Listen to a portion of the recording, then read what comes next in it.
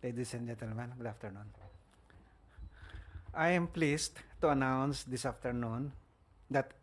afternoon, the NEDA board, chaired by President Ferdinand Marcos Jr., convened and approved crucial projects and guidelines that will support the attainment of our development goals as outlined in the Philippine Development Plan 2023 to 2028. First, the NEDA board has approved the Tarlac-Pangasinan-La Union Expressway or Tplex Extension Project in accordance with the Investment Coordination Committee guidelines. This is the fastest unsolicited proposal approval from its submission on March 17, 2023 to the approval today, June 2, 2023. This 59.4-kilometer four-lane expressway highway that will connect the Ilocos region, Central Luzon, and Metro Manila.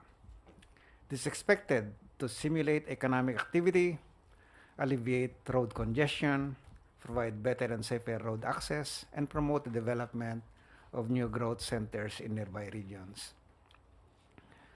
The Tplex Extension Project will be implemented through a public-private partnership or PPP under the Department of Public Works and Highways. The estimated cost of the project is 23.4 billion. Second, the NEDA board has confirmed the Investment Coordination Committee or ICC guidelines for LGU PPP projects, which outlines the guidelines and procedures for processing PPP proposals of local government units or LGUs that require ICC action under the Philippine BOT or Build Operate Transfer Law. The guidelines outline the role of the regional development councils and other local development councils, particularly in ensuring that the LGU projects are in line with national development plans. Recognizing the vital role of LGUs in driving economic growth, the guidelines provide a streamlined process for LGUs to pursue PPP projects that require action by the ICC. This initiative aims to empower LGUs and enable them to effectively engage in PPPs that will promote local development and attract investments. Third, the NEDA board has noted its earlier confirmation ad referendum of the ICC approval of the Department of Agriculture's Philippine Rural Development Project Scale Up or PRDP Scale Up. This PRDP Scale Up, estimated to cost 45.01 billion pesos, aims to build on the successes of the original PRDP or Philippine Rural Development Project. Its goal is to further enhance agricultural productivity, increase income opportunities, and improve the living conditions of rural communities throughout the country.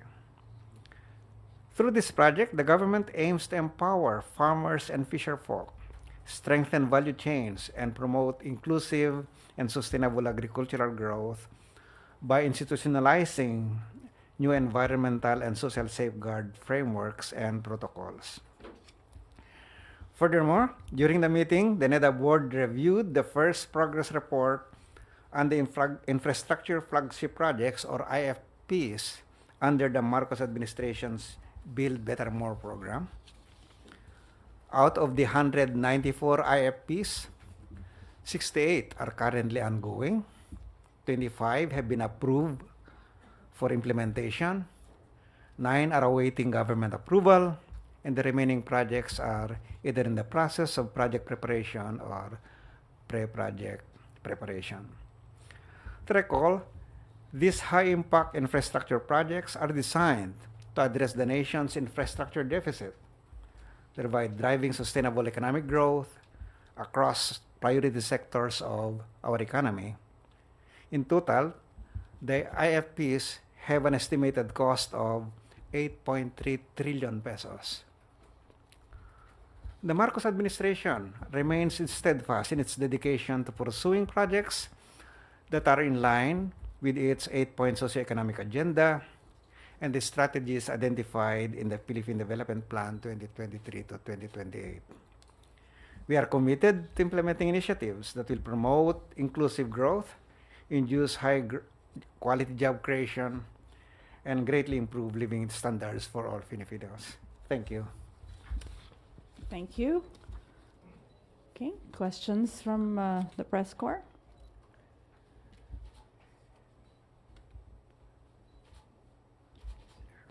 Harley Valbuena. Hello, good afternoon po, Ms. Daphne, Secretary Balisacan. Sir, doon sa approved project, doon sa Tplex, meron na po kaya tayong timeline kung kailan ma-implement yung project? If ever po mabuo na yung PPP, kailan po kaya yung completion niya, if ever? And then, kung meron na rin po tayong projection, kung ilan po yung jobs na ma-generate nito, if ever po, nag-start na yung project. Yeah. Okay, so the next step now after the disapproval is for the negotiation with the proponent, no? Then we'll go into a Swiss challenge, and then implementation. So the plan is to complete this project within the term of the administration, and that's why in my earlier statement that we are monitoring closely the implementation of these projects so that we don't experience the kind of delays that beset many of our projects in the past. No? So yeah, and as I said, this will substantially improve the economic environment in northern Luzon because that will improve better access to provinces of La Union, Ilocos Norte, Ilocos Sur, and neighboring areas. No? So there will be a lot of opportunities that will be generated, particularly employment opportunities will be generated. Can you imagine you can go to your favorite surfing capital in the north, because this is a highway that, where it is, not where the end of that current highway now, right? It's in Rosario, no? From Rosario, you'll have another 59 kilometers of similar highway, good quality highway, to bring you to San Juan, where is the surfing capital, right? In the north.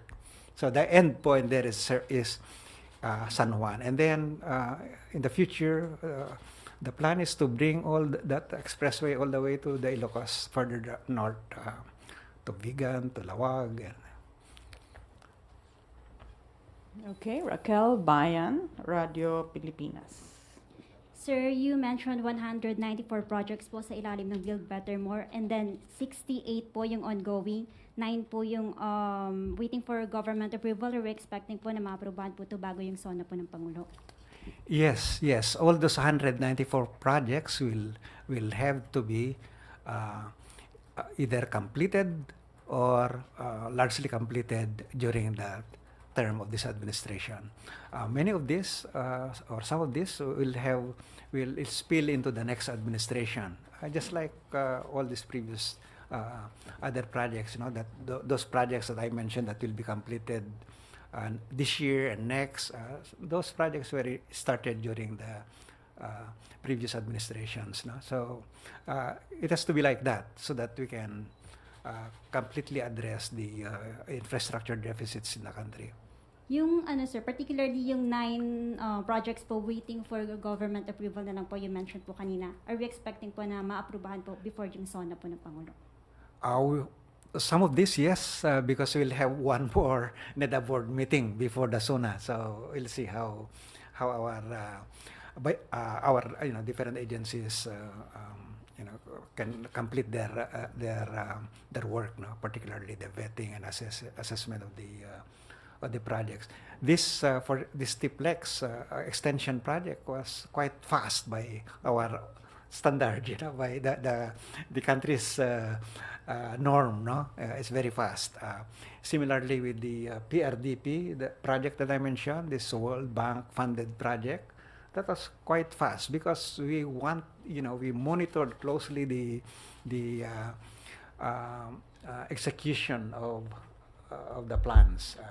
And that's what we promised to the President this afternoon, that we will have a dashboard that we will show where we are at any particular point in time in relation to our baseline. The one that we presented this afternoon is the baseline. And from there, every quarter we'll monitor the progress. And the implementing agencies would have to explain to the President, to us, to the public, to the people, why their projects are delayed, for example. Okay.